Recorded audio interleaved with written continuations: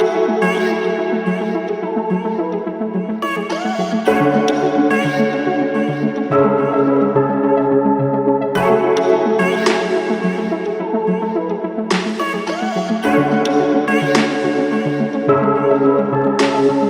featured speaker of this month, Carole Bumpus, and I have a little something to read here. Carole Bumpus is a culinary travel writer who focuses on history, culture, and cuisine. Her books have won wide acclaim. Savoring the Old Ways is the overarching theme for the work she produces. A review of her first book, A Cup of Redemption, a historical novel, reveals her writing skill. Bumpus manages time and again to strike at the emotional hearts of her characters. A robust, entrancing debut novel, and this was from Kirkus Reviews, Indie Editor Featured Review. Because her readers requested recipes for the dishes she wrote about, Carole followed with recipes for redemption. Her original food travel interviews, taken from over 75 people in France and 50 in Italy, are the heart of a series of books called Searching for Family and Traditions at the French Table and A September to Remember, Searching for Family and Traditions at the Italian Table.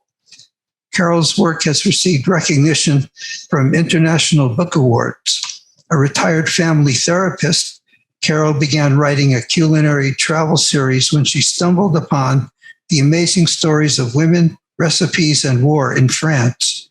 Her first book, the novel A Cup of Redemption, was based on the poignant story of a French woman she had met and interviewed. If you enjoy travel, history, cuisine, and culture, you won't want to miss this opportunity to hear the inside story of writing in this genre. And her website is carolebumpus.com. So Carole, take it away. Thank you. Thank you, Howard, and thank you, Guild. This is really an honor and a pleasure. I was talking to Howard a little bit before the rest of you showed up, and when you're a writer and you get books out into the world, especially during a pandemic, it's very difficult to have anyone know what you're doing or how you're doing it. So any marketing always helps. But this is a pleasure because I'm also involved with a writers group, and I could not have done any of the writing, any of the books without the writers group that I've been in since 2008.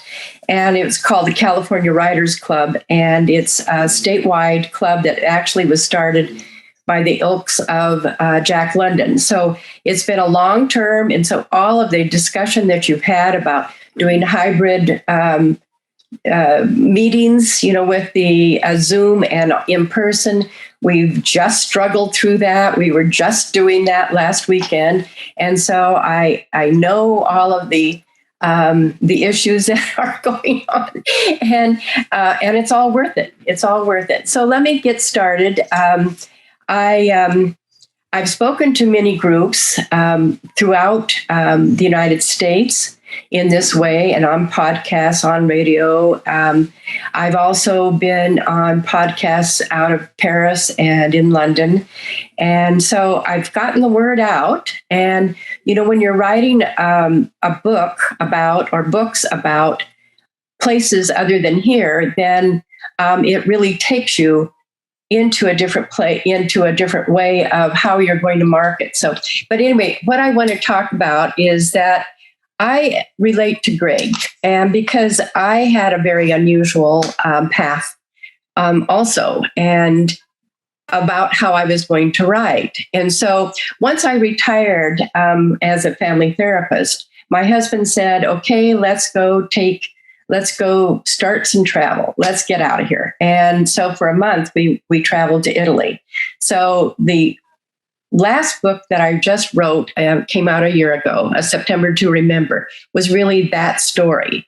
And it was hilarious because of the fact that we just didn't know anything about what to expect. And so it's kind of the stumble bum of how you do travel when you don't know what to expect, but it also opened my eyes to all of the other aspects. So we started traveling then. And then it was during that time that I thought, well, I need to find a gig to return to travel. And so I started to connect to, and I'd already been taking cooking classes, and I loved doing that. And so I kind of combined the two. And so if you want to get into my head and try to figure out how did I decide to write the way I did, it's the introduction to most of my books. And I say, right, have you ever strolled down a cobblestone street in a foreign village, past an open window, and heard laughter flowing out to greet you? Have you ever stopped to listen to the banter and wondered, what was it like to live there? In that house, in that village, and oh, what were those wonderful aromas? What could they possibly be having for dinner? And literally, that is how I began. I wanted to not be the tourist on the outside. I wanted to know what it was like to live inside. And being a family therapist, I wanted to interview those families. And so I did. I started to do that. So when I wasn't traveling with my husband, I began traveling with my culinary instructor, Sharon Shipley, and she had invited us to come over to Provence, and a group of 12 women. And it was an extraordinary experience about learning about the traditional foods and place. And I absolutely could not get enough of it. It was just the most exciting thing. And so I really was wanting to know more about the traditional foods. This is what I was all about. And so we traveled. I ended up joining her and assisting her in traveling to Italy and France to set up other culinary tours. So I'm gleaning the information. I'm interviewing families along the route while she was actually collecting the recipes themselves. And I would interview the families that created the recipes. I wanted to know their stories. And so it was kind of connecting into this. And I was telling Howard earlier that one of the stories, or one of the times that we were in the southern part of Italy, in Salerno, we were being given this, talk about World War II and what the battles were that were right in that area of Salerno and down in the Campania area. And this gentleman was a professor in Boston and teaching military history. And he was talking about how many Allies had been killed at this particular spot during World War II, and that there were this many Germans that were also killed there. And I asked, well, what about the Italians? You're in Italy. How many Italians were killed? Do you have numbers for that? And he said, no, they never collect that. That's called collateral damage, and there are no numbers. And I was aghast. I thought, how is that possible that these people lived this life and maybe died here in the process, and they weren't even counted? And so that really stuck with me, and it actually propelled me to look more deeply into families that had war history. Well, everybody does over there. Everybody does. And they still live their lives literally today, even today with the Ukrainian war. They have this in the back of their minds about how to survive and how to do this. So anyway, that was part of it. And so then as soon as I returned home from this trip, I happened to meet Marcel, and Marcel is the character in the book that I wrote, A Cup of Redemption. And but it all happened by a fluke because I was introduced to her daughter, Josiane, in my hometown here in California, Northern California. And Josiane brought her mother, Marcel, over to teach me how to create traditional foods. And at first I said, in fact, I wrote in the book, so you are interested in learning how to prepare our French cuisine, Marcel said over the top of her coffee cup. Oui, madame, I said, I would love to learn what makes your cuisine world famous, your haute cuisine. Haute cuisine. Marcel took a bite of the tart as a twinkle flitted through her dark eyes. Oui, I said in my best French, but more than haute cuisine, I would prefer learning the fine art of traditional French cooking. Well, Marcel said, dabbing her lips, Madame, our traditional cooking is rarely considered fine, but we certainly keep a respectable cuisine pauvre. And that's when Josiane leaned over to me and said, cuisine pauvre means poor kitchen, peasant cooking. These are the recipes that have been handed down to all of our generations from our families. And this is the type of cooking that Mama taught me. That was the link. That was the moment that I needed to go in there, and I was looking at what were the foods. And so one of the ways that I would do this, it was how do I get started? How did I ask the questions in the interviews? How did I get into these people's homes and stay with them? And I did plenty. But part of it was I was asking the questions of what's it like to cook?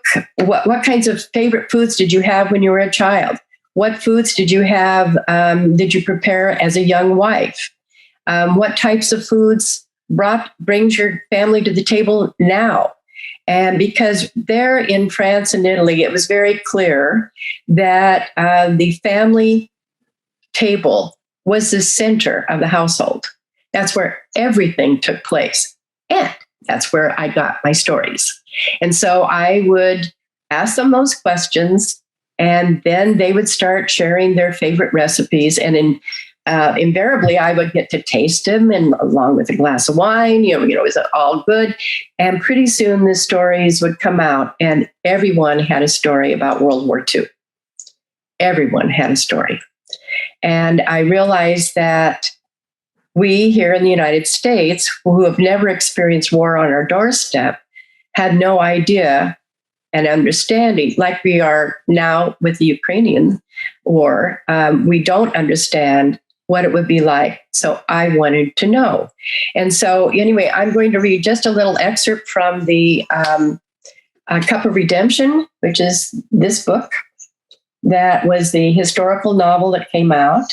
And this was my very first interview with Marcel.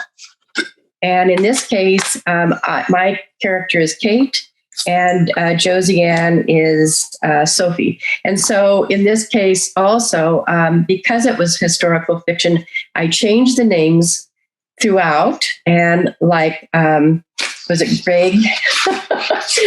Greg said, he had a list of, I had probably 45 different characters. So I had primary characters, secondary characters, and tertiary characters for a while, because it was too filled with people. So anyway, let me just start out with this particular moment when I very first interviewed Marcel. And then you'll get an idea about why I went in the direction I did. With a little help from Sophie, Marcel slid onto her chair at the kitchen table. This appeared difficult as her feet did not touch the floor. But Sophie sat beside her daughter, and the lively French banter floated through the air like birdsong. The three of us had mutually decided to start with the lemon tart and coffee before beginning Kate's first culinary lesson. So while Kate poured the coffee and cut the tart, she found herself observing both women. Even though Marcel and Sophie were basically strangers to her, and I had just met them once at that point, they were settling in easily. Balancing the cups of coffee along with the dessert on a tray, Kate joined the mother and daughter at the table. Marcel smiled up at her, relaxed, and sat back as her pumps, which had been dangling off her toes, slid to the floor with a thunk. Her brown eyes sparkled as she picked up her cup and sipped her coffee. I'm curious, Madame, Kate said as she picked up her fork. What foods did you prepare as a young wife in France? Did you prepare the floating island dessert that we're going to prepare later? Ah, what foods did I prepare? In France? Marcel echoed the question. She threw her head back and laughed, her deeply resonant voice filling the room. But then she sat back in her chair as her eyes lighted on the birds fluttering outside the sliding glass door. Kate was surprised at her laughter, but followed her gaze to see what had caught her attention. The California hills just beyond her backyard were vibrant green from recent winter rains, and the birds were having a heyday. She imagined Marcel's mind fluttering too, back through the cobwebs of her past. Through the glass tabletop, Marcel's shoeless feet swung under the chair, back and forth, to and fro. Marcel stretched her back, picked up her fork, and sampled the lemon tart. Très bon, madame, she swallowed. Maybe I should get your recipe, she paused. Well, to answer your question of what did I serve my family as a young wife, she began as her rich voice rose. I never had to diet. She tossed her head back and laughed again as she licked the lemon curd off her lips. She pulled her large brown sweater about herself as Sophie tittered at the old family joke. Clearly, Marcel Zabel had stories to tell. It was during World War II, you see, Marcel began again, and we had to forage in the fields for every potato, every carrot, even for an onion or two. We had a chicken once in a while or a bit of rabbit. You know, some of the foods I learned to cook back in 43, I still prepare today. Like the pâté de pomme de terre. You wanted recipes, oui? I'll be sure to give you that one. Kate nodded. I'd love that. Potatoes and cabbages were our mainstay, of course, but we were lucky to have anything at all, Marcel continued. Sometimes when the Germans confiscated our food, we were forced to sneak into the night in search of even one potato. It was perilous, mind you. We hoped no landmines had been laid during the day and that no German caught us outdoors after the curfew. Kate had not been prepared for this turn in the conversation and looked for help from Sophie, who merely shrugged and waved a limp hand into the air. C'est la guerre, as they say, she laughed. And in her story, and it is her story, she said, patting her mother's hand once again, reassuring her, or perhaps herself. Now, mind you, I need to tell you that Josiane, or Sophie in this case, is translating everything that her mother is saying.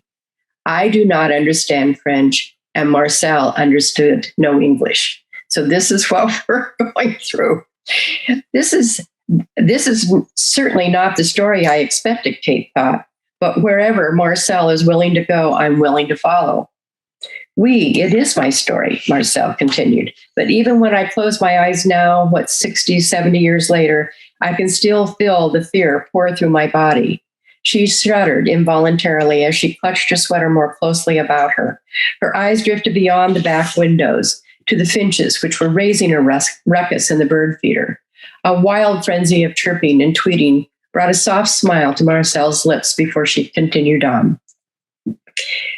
I remember German soldiers barking orders to search our farm yet again, she paused. Sometimes at night, I still can imagine their boat militaire or their jackboots, crunch, crunch, crunching across the gravel in the farmyard. She gulped down her coffee, grounding herself into the present.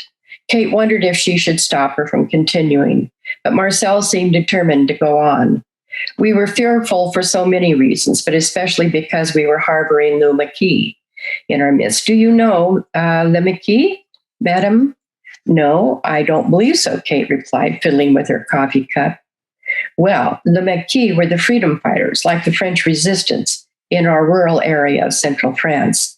They were a loose-knit organization, but at the time, those young renegades were our only hope.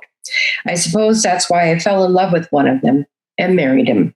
She chuckled and speared another forkful of tart. Kate let out her breath and took a sip of her own coffee. The air had lightened with Marcel's laugh. War, announced Marcel, has a way of working on people and creating interesting bedfellows, you might say. She laughed again and winked at her daughter, who was obviously a product of this union. Sophie smiled as Marcel raced on. Voyez-vous, France was not only at war with Germany, but also with Italy. But our greatest enemy was our own Vichy government. And that's another long story. She said with a toss of her hand, but our biggest fears, Madame, arose from the fact that we never knew who we could trust. Both sides within our borders, the Vichy and the Germans, were turning neighbor against neighbor. It was horrible. No one felt safe. Her wrinkled hand lifted again and lightly touched her brow as her face furrowed at the recollection.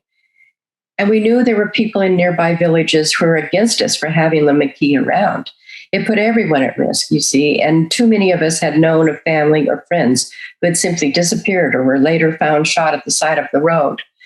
You can't know the fear we lived with, she uttered with a shake of her head. Sophie and Kate took a collective breath and then gobbled down bites of tart. How did you know what was happening? Could newspapers report any of this at the time? Kate asked. Everything was pretty much propaganda, but I do remember reading a quote years later by Jean-Paul Sartre. He, like me, lived in Paris at the beginning of World War II. Someone had asked him a similar question. What was it like? And he replied, how can the people of free countries be made to realize what life was like under the occupation? It is impossible for me to explain, she said, what it was really like. But if you're interested, I'll try, she said as determination rose in her voice. Her fingers ran around and around the handle of the cup. And Kate was entranced and nodded for her to go on. So as you can see, this was a real conversation that I had with Marcel and with Josiane, or Kate in this case, and it absolutely changed my life. That conversation changed my life. I was no longer, could I do these glib little questions about what kinds of food did you prepare, when these were the types of answers I was going to be receiving. And so then I changed how I went about asking questions, and I always included questions about World War II. So that's how that became more and more a part of what I was writing about. And so like Howard described that Marcel was actually born on the last day of World War I. She never knew where her last name came from or had ever met her father. She didn't know if he died in World War I. She didn't know if she was illegitimate because nobody would talk about it. Then when she was a teenager, she was raped by the boss's son. And she ends up having a baby out of wedlock on her own in Paris, and is just before World War II begins in Paris. And so this is part of the story that I wanted to know more about. So we had made plans, the three of us literally made plans for us to travel together. And I was collecting all of these wonderful traditional recipes, but I wanted to know more of her story. Well, then this was obviously 20 years ago, and 9/11 happened, and we canceled our trip. It was supposed to take place that September, and so we canceled the trip for the time being. And the next month, Marcel died, and it was sudden. But Josiane was able to get over to her bedside before she died. And her final wish was, find my father, find my father. And she realized, one of the things that was so imperative to all of us is to know our own identity, to understand who we are. Who are we really? And being a family therapist, this was, I was really wanting to find this out myself. And not only that, her own son had, because he was illegitimate, did not know where his name had come from. So he carried his mother's last name. And so it was finding out who you are. And all of this was with the backdrop of war, World War I, World War II, and into the future. So anyway, I did take the time to go over with Josiane, and we spent about a month going throughout France, going to the very places that Marcel would have wanted to go. And so while we're gathering information about Marcel and her life, We're also asking lots of questions about the traditional foods, the regional foods, the cultural norms, the traditions, what sets this particular region apart, which is absolutely fascinating. It's just wonderful. And like I said, everybody wants to share something with you. They just can't wait. In fact, my very first cooking class was at Josiane's cousin's house. It was to learn how to make tagliatelle, an Italian dish. And it was their favorite dish. They loved that dish. And it's like, how is it that I came to France to learn to cook Italian? Well, there's a long, wonderful story about that. And that was the richest part. And the people were so kind and generous of heart. And they were always very eager to share their stories. And so I collected and collected and collected stories. Well, like, is it Greg? I keep forgetting who was speaking. Yes, Greg was talking about having extra pages. So I wasn't sure where I was going with this, because originally I was going to do the Savoring the Old Ways series of books about the interviews and traditional foods. But now I had this story that was Marcel's story.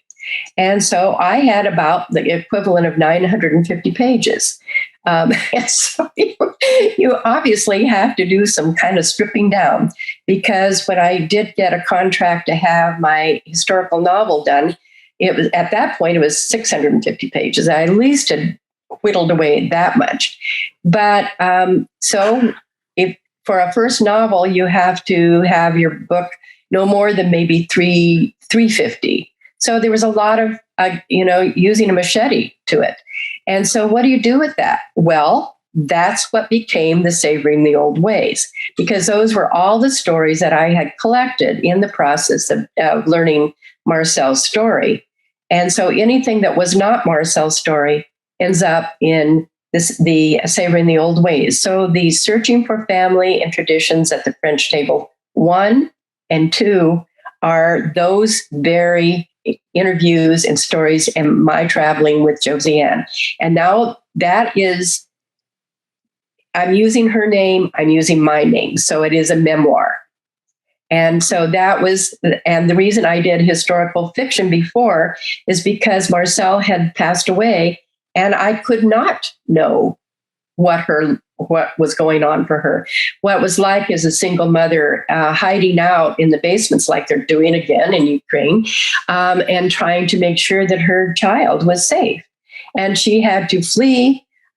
She worked at the citron factory, and they were the German soldiers were marching in, and the exodus was part of the story. And so everyone at the citron factory was to flee to Bordeaux and set up shop there. And she had to leave her son behind and then hope that she could to get him to join her later.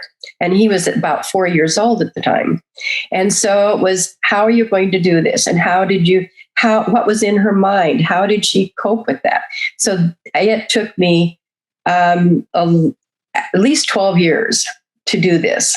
Put it together, the historical novel.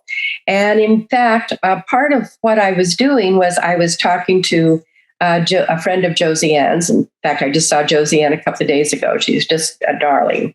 And she had, because she's French, and she had a good friend, John Shirley, who was the mayor in Livermore, California, where we lived. And he was also a World War II veteran. And he would lead tours to France every 5 years. And it was for the landing on the beaches, not at Normandy Beach, but it was the southern beaches. It was the beaches from Saint-Tropez. And so that was always August 15th is the day of celebration. And to this day, they still do this every single year there. Now, I would go over that. And so John Shirley and I got together and he said, why don't you come over? If you really want to know what Marcel's life was like, what it was like to live with war, then come on over and be our war correspondent. And you can send back blogs about what we're doing, what our veterans are doing, because I was with probably about 40 people, including maybe 8 to 10 veterans and their families. And we would go over there to be they were there to be celebrated.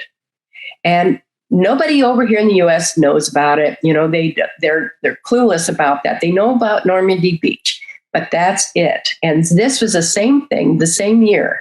It was 1941 and August 15th. And so most of these soldiers had already been in the war that ended in Italy, and then they were shipped up to the coast, the southern coast in the Mediterranean, and that's where they made their landing. And so that included allies, and that would be not the Canadians, because Canadians came into the north, but it was the Australians and New Zealanders and the Brits were coming in to the south, along with our U.S. allies. We have this inane idea, I'm sorry to say, that we were the only ones that were there to save the day. Well, we certainly did help to save the day, but all of these veterans would tell you they did not do it alone, and they were only 17 or 18 at the time, and all they wanted to do was to be safe and survive.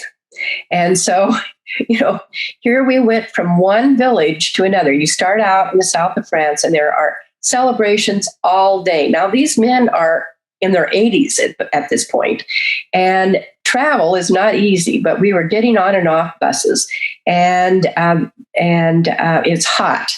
In the south of France on August 15th, it is very warm, at least 100 degrees. And so I don't know how they managed. I was struggling with this. And we would go from one celebrations to another, and they were being honored, and they were receiving the Legion of Honor award from the president of France. They were honored throughout all of these villages that we would go. And the villages we traveled to from the north, we would follow up the Rhone River, and then into Strasbourg, and then they continued on into Germany in in 1941, 42. And so we would go through maybe 40 different villages in 10 days. And every place we went, there was a celebration, a parade, more food than you could shake a stick at, more wine than we should have been guzzling in the hot weather. And I'm telling you, it was the most unusual and unbelievable, beautiful tribute to our men, because everyone, the mayors, the vice mayors, everyone came out to give tribute to our soldiers by thanking them and saying, we will never, ever forget. We will never forget what you've done for us. And in fact, little 4-year-olds or 5-year-olds are waving little tiny U.S. flags, and the whole thing is going on. So this part of it ends up being a little bit into, and so I met some Maquis that had been part of the resistance that I was writing about. I learned, and I was able to interview people there, what their experience had been during the war, and how they had hidden in their cellars until maybe the house was lit on fire, and then they would have to escape into the mountains.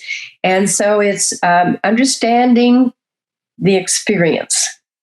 But you're always they're always talking about food. You always have that, because everyone loves to talk about their favorite foods.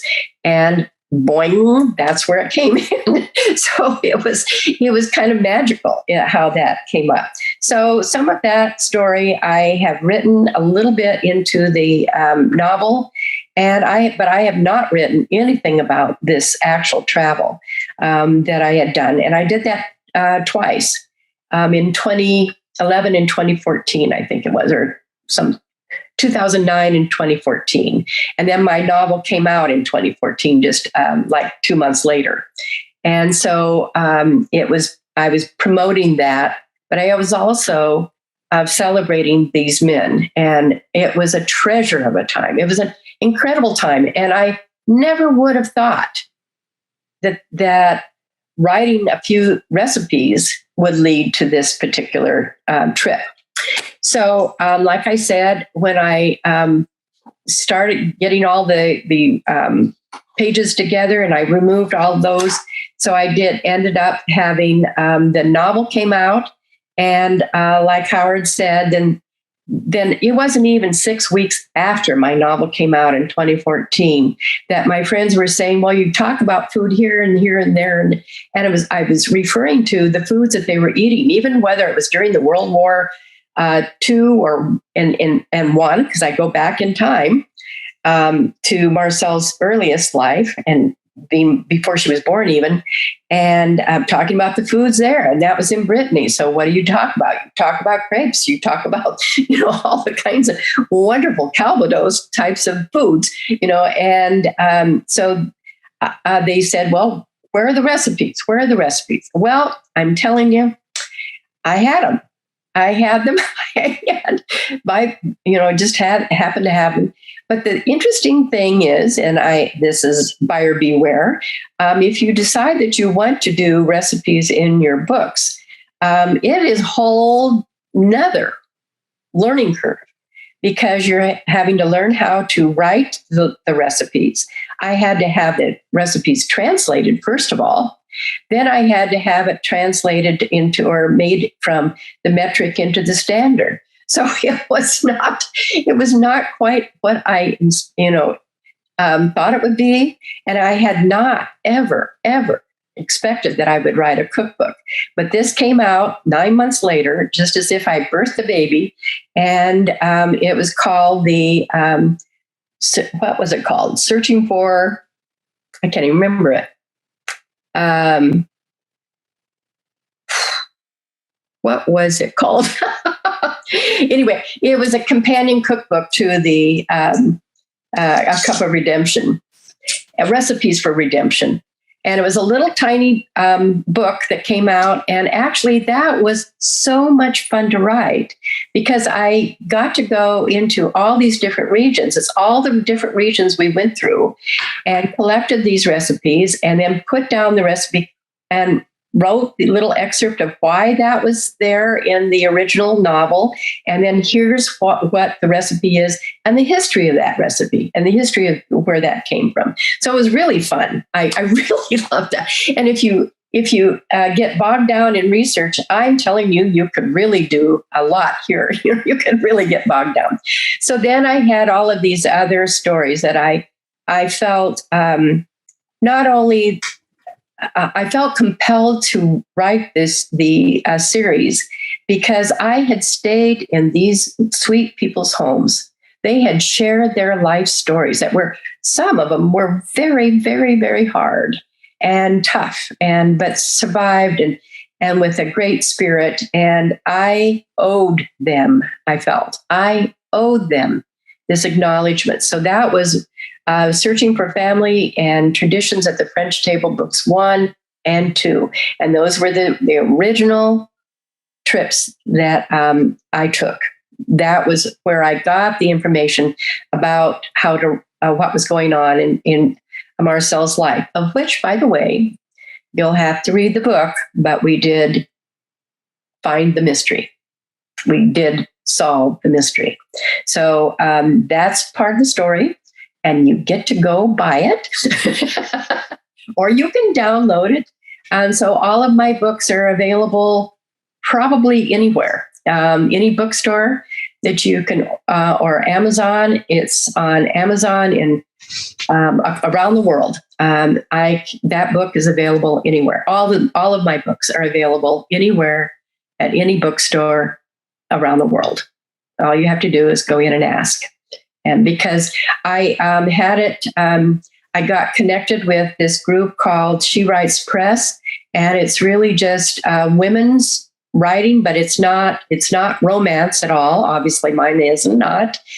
And they were willing to. I didn't want to go the agent direction because I felt like I was too old to get started on that, and so I was able to do this hybrid press, which had just come out in 12, I think. So I was able to connect with them, and I'm now writing my 6th book with them, and it will be about our travels through Provence, and that'll be coming out in like a year and a half. So, did I answer any questions here? Well, I just want to comment that how wonderful your presentation was. And you really demonstrated how you start off on one thing and you end up with another, and the emotion you discovered in the people is what was really touching. I thought, you really took us into the setting and the circumstances and the emotions, and yet the food was there as well. So you've done a marvelous job.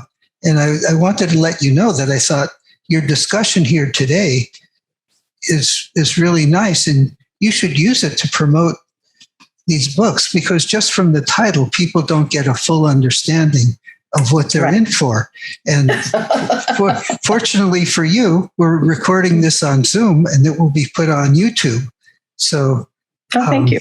That's what we do every month. And I'll ask our former president, Jim Hitt, who also edits these things, if he could just cut out a section just for your talk, and maybe you could just have that on your website. That's lovely. If you like. Yeah, that's lovely. We'll see if we can arrange that for you, because I think your presentation really evokes an interest in people to get into that emotional and personal part of it. And really, that recipes are one thing. I'm always amazed that maybe next to the Bible, cookbooks are the best-selling books in the world, but they have very little emotion in them. But your book manages to get both, mostly the emotion, and the recipes are but the ladies still love the recipes, maybe, a few men.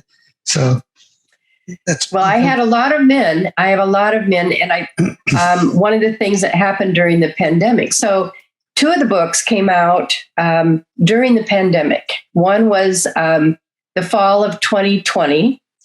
And then the next one was the Italian one came out. Wasn't even 9 months later; it was 6 months later, in 2021. Well, because we were in a pandemic, one of the things that was kind of fun is because, and in fact, if you are interested in signing up for my newsletter, I had we were all in lockdown, and I needed to test those recipes. And I had about 19 recipes for each one, each book. And I needed to make sure that they were workable. And had I done the translation right, had I done the metrics right. And so I invited anyone that was on my newsletter that would like to try these recipes out, and then let me know, send me pictures, and let me know what worked, what didn't work. And, we're at that time, it was March 2020 when I started that. And, it was not easy to even get to grocery stores. So some people could go get things that were easier than others. And so I had people all across the United States and in England and in France testing these bloody recipes.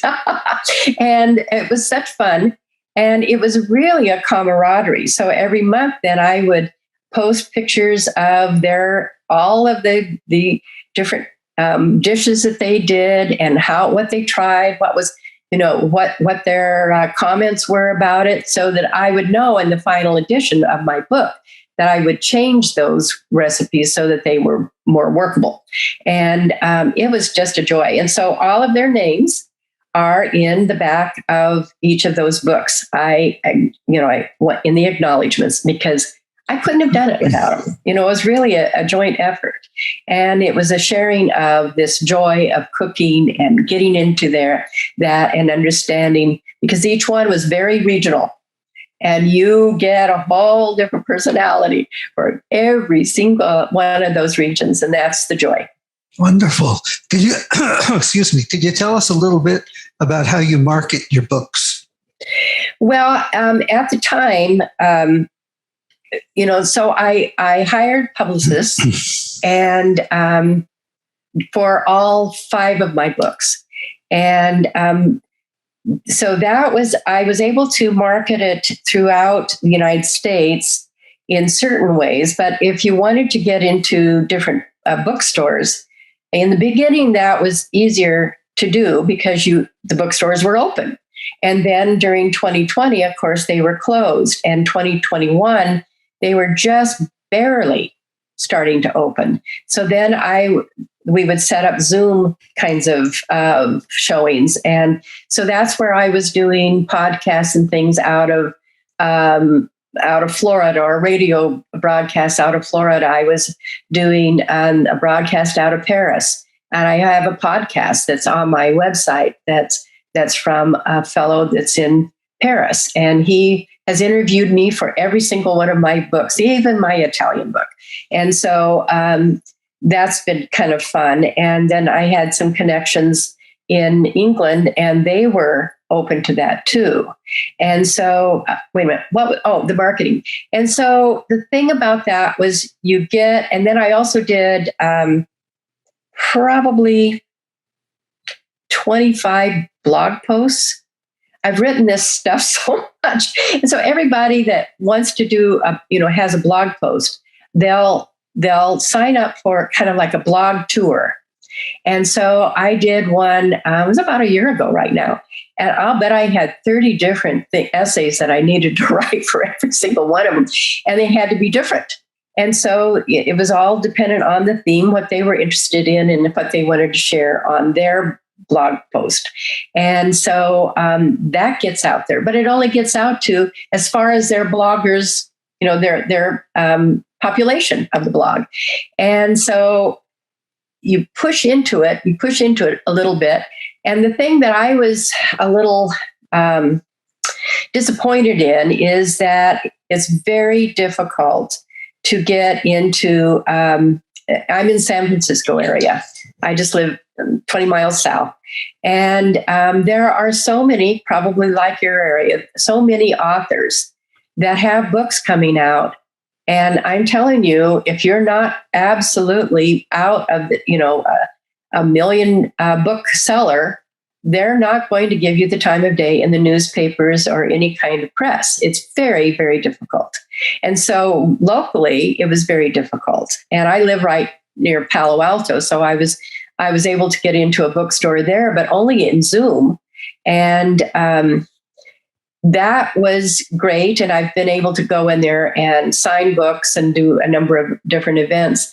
But it's been hard. It's been very, very hard because during once the bookstores opened, they would only bring in their very best, and they could bring them in by Zoom. They didn't need to close down the bookstore to do the event. So it's been a very interesting way to do it. And the thing about the PR people, I have a team, in fact, a husband and wife team that live in Tennessee, Knoxville, Tennessee.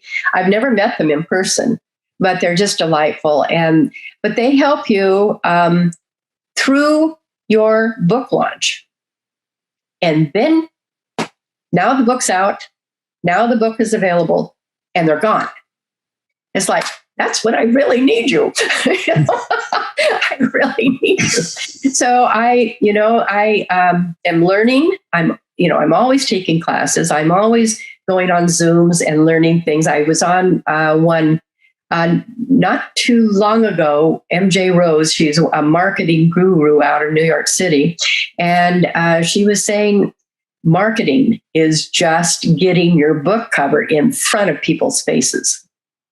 And you have to have the book to be able to do that, because you cannot buy them easily. You can't go, they need to be in the library.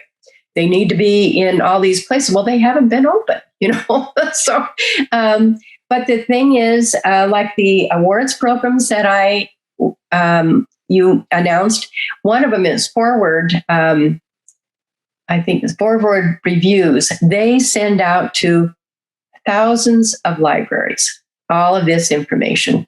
So all of my information goes to all of these different sources, not just bookstores, Not just, I can get my book can be in Costco, it can be in any Target or any place like that. But the deal is, how do you even know? It's like Greg was saying about going into a library. When you see thousands of books, how do you know that your book will stand out? Well, I think the thing that came up was it's the covers, the book covers. And here's the cover of the September to Remember. And it's all of I don't know if you can see it, but it's all of the different regions we traveled through and some of the foods and wines that were there, and that you will find the recipes in the back of the book. And it's the same way with the other two French books. So it's a very beautiful, oh gosh, I should have popped those out. But anyway, they're really, well, wait a minute. I do have something, just a second here. Dun, dun, dun, dun, dun, dun, dun, dun, dun. Oh. Can you see that? Oh, very nice. Okay, so I did this poster. I was a gold winner in the Savoring the Old Ways series, all three of them, and it was for book series of the year last year for these books. So nice. And that's through the awards programs. That's really another marketing tool. And you grab what you can get. You have to work the bushes. You have to be. And it's hard to find time. Like Michelle said, it's hard to find time to write. In fact, I've got to get the manuscript done for this next book. I've sort of started it. I need to have that finished in probably 6-9 months now. And, I don't have that ready yet. But I'm doing a lot of things that you're doing. And that's, I volunteer heavily with our writers groups. And I do it on a statewide basis and on a regional basis and local. So I'm very, very involved in trying to help writers write. That's our motto, writers helping writers. And so it's encouraging them and getting them into critique groups, Valerie, and because it's so important. It's important to try to do, put out, if you want to do it, you have to have a goal first. Do you want to write for your kids, or do you want to write for a larger audience? You need to have kind of focus on that. You need to take some classes to figure out what style you want to write in. And I went all over the map. And when I started writing, I had not taken a single class. Well, I have now. And I teach classes now. Oh, in fact, I'll be teaching almost what I've been talking about with you today for the San Francisco Writers Conference. It's a class that I'm teaching next month. On, so you want to be a culinary travel writer? Are you sure? That sounds inviting. Are any of your books audiobooks? Not yet. It's very expensive to do that. And the other part is all of them have other languages in it. So I would need to find someone who can really cross that border well. And it is expensive. And so I've been focusing on trying to get these books out. And then the last one came out almost a year ago, and I've just been catching my breath because I actually put out 3 books within 18 months. And don't ever do that. Do never, ever, ever do that. If you will just kill yourself in the process. And I was going from French to Italian to French to Italian, and all of the recipes that we had to go through. And I'm telling you, the Italian editors would look at those recipes and, oh, no, you can't. That's not how you spell that. No, you can't do it that way. And it was all regional. or dialectic. It depended on who was reading it, So, oh gosh, I think I wrote it, 16 times. So anyway, you don't know what you're getting into, and so that's a good thing. Carole, Carole, is there any way you could put your contact information in the chat? Because you said you had a blog and people might want to sign up for your newsletter and all of that. Let me see. I don't have a keyboard right here, but it's my name is Carole, Carole .Bumpus @yahoo.com. And if you would like to be on my newsletter, I would love to have you be on my newsletter, to be a part of that. And then, or to connect into my website, which is just carolebumpus.com. And although I need to update it, but it helps you understand my journey, and all of my blog posts that have been the newsletters before are all there for the past, I would say 5, 6, 7 years. So it's there. And you can kind of see the journey, commiserate, and celebrate. And when you are writing, what's your routine? I don't have one. So there you go. And in fact, I'm sitting right where I write and where I pay bills and where I do everything else. So I'm not a good person for that. But I'll tell you that once I sit down and start writing, and sometimes it's by hand and sometimes it's on the computer, I get so lost into the characters and into the story. And I had interviewed so many fascinating people, and the passion that you have for them and joy you have goes right into the flow of it. In fact, one time I have to tell you, and it's kind of embarrassing, but I was writing the book for the first book, A Cup of Redemption. And I called Josiane to ask her about one of the friends of Marcel's, and ask her, if this would be something that would happen in World War II. Would they have eaten this, or would they have prepared it this way, or how would they have done this? And I realized, just as Josiane's connecting on the phone, that I had created that character.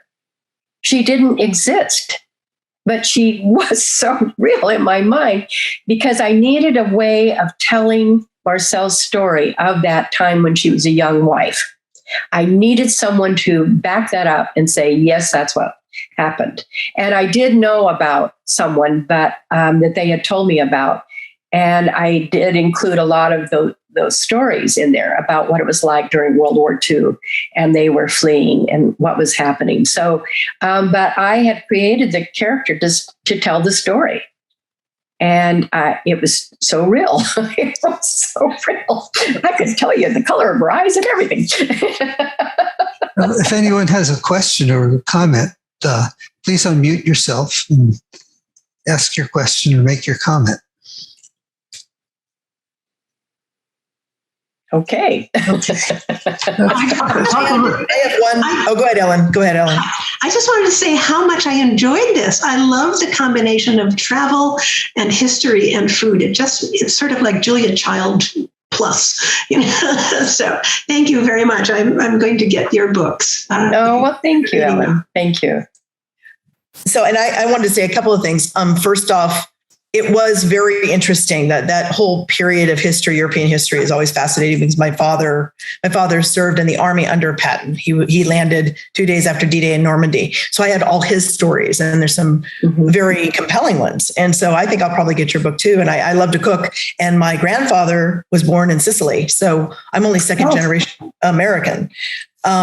So, that whole region has always appealed to me. So thank you for that, because that was some really great insight. And we forget sometimes that historical figures and people who lived through great events had lives, and they had a lot of challenges, everyday challenges. That's not the things that make it into history books. And it's nice to have something like what you're writing, where you get to see a more intimate view, I think, of that period of history. So it's huge. Thank you. The other thing I want to say is that I would love to pick your brain, or get an email of someone whose brain I can pick regarding how you did your Zoom. hybrid Okay. meeting, so that so I don't know, can I just contact you, and then maybe you can get me in touch with whoever was in charge of putting that together? Okay, and I can do that. In fact, my husband and I worked with our yacht club, at the yacht club, because that's where we meet. Our club meets, our book club, the Writers Club, California Writers Club. We've been meeting at the yacht club, and so we're using the AV equipment there. But so when you're looking at how much to buy, because I'm hearing you say that we have to have the right budget, but you need to understand what's necessary, because you may not need to buy that much. It depends on where your venue is, where you're setting it up. If there's something already there, you might be able to just get away with a couple of laptops. And so last week we were actually, it was the first time back in 2 years. And so that we were doing it not on Zoom. And we did Zoom. So we had people there on Zoom, and we were there in person. And then there was a give and take where we were able to do question and answer from both sides, and of the speaker, who was an interesting speaker that had come in person. But we have another speaker, I think, coming up next month, that's actually Zooming in. So it's going to be, and we're doing it for the same reasons that you're wanting to do it, is that some people joined because that was the easiest way to connect, and because they live far away. And the other thing was that I have been instrumental in getting we have 21 branches of the CWC all throughout the United States, or all throughout the state. And every single one of them has a speaker meeting. And so now we have a connection. So every single one of these members of every branch can go to any of those meetings and hear any of those speakers. And so it's important and Zoom is absolutely imperative for that. So anyway, I'd be happy to talk to you anytime, Michelle. Okay, thank you. Thank you very much. Dennis? Would you mind talking a little bit about your publicist and what they were able to do in the process and engaging them and everything? Well, the process was expensive. Let me say that. And what you need to do in your next life is become a publicist instead of an author. But anyway, but they would read the book, and they would, and I would connect with the publicist like I would if I had gone through an agent. And they need to be on board with your book. And they know, the one that I chose had connections in New York and throughout the United States, and had pretty good reputation with people. So that when they would contact folks for, like I did a book interviews in a bookstore in North Carolina, and all these different places. And I also had, when I was able to go out and do book tours, I did them throughout the states that I used to live in. And so they connect you to where you've got people. And so you're always trying to piggyback on and not read, because you can't just I would walk into Austin, Texas, into Book People, and I had lived there for a few years. And in fact, I started, that's where I started writing the novel, was when I was in Austin.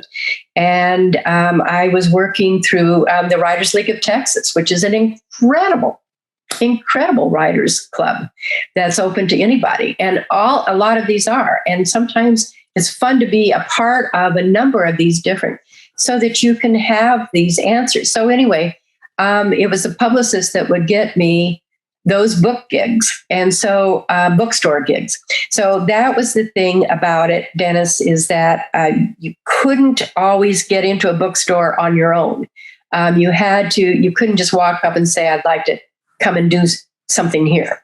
And they had to open the door for you. And that was how I was ushered into, probably 30 or more different bookstores up in Seattle, down in your area of California. I was down in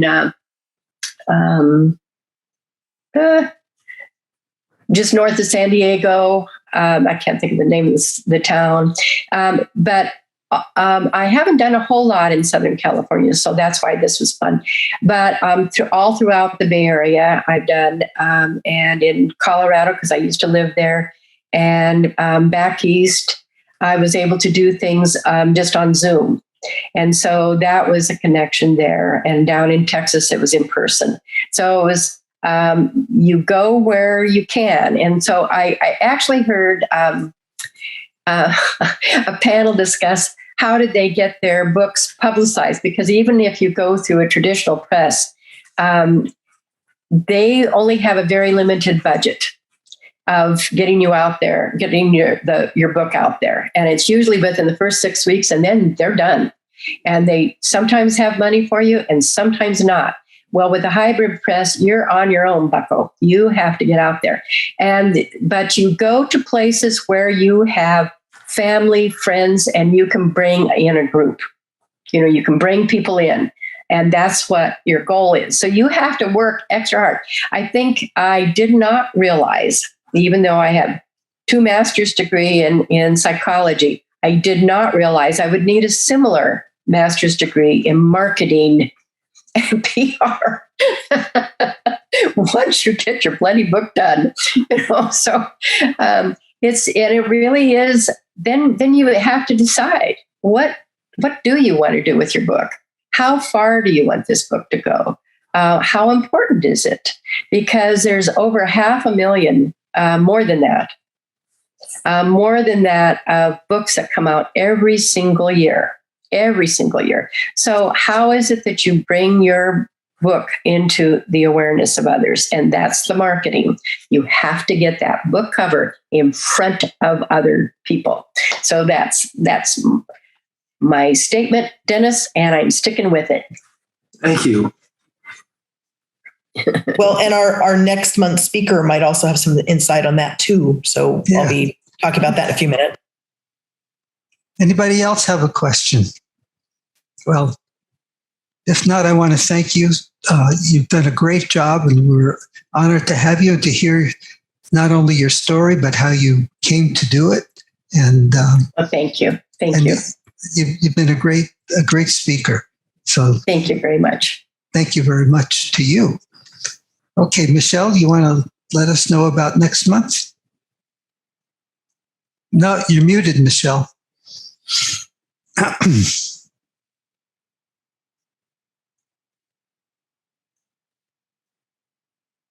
Can you unmute?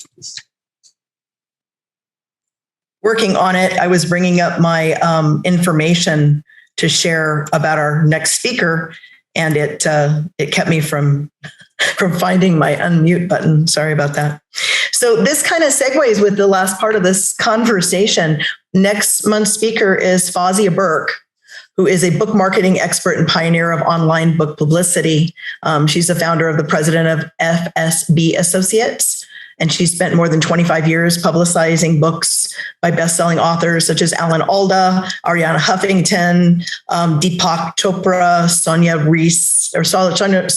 Renee Taylor, Ken Blanchard, Charles Spencer, as well as many first-time authors. In 2019, she co-founded PubSite, which is a platform for building author websites and used by authors like Tom Clancy, who is one of her clients, Robin Cook, and hundreds more. Or I should say he's still around, isn't he? Can't remember. Fawzia also does consulting and offers a power hour for authors needing marketing advice. Whether you're a first-time author, welcomed by the idea or overwhelmed by the idea of building a brand, or an experienced author wanting to take your marketing publicity to the next level, Fawzia can help. And she's also the author of Online Marketing for Busy Authors, and is also based in San Diego. She will be speaking via Zoom on the topic of building a website and selling more books. It's the importance of an author website even before you publish your book. So we'll be sending out flyers on that. And Carole, you are more than welcome to attend next meeting. So I'll make sure that you get a link to that. Thank you. Thank you. Okay, well, is there anything else before we say goodbye? Okay, you want to say goodbye in French for us, Carole? Au revoir. Bon voyage. Bon voyage. Okay, until next month. Thank you so much.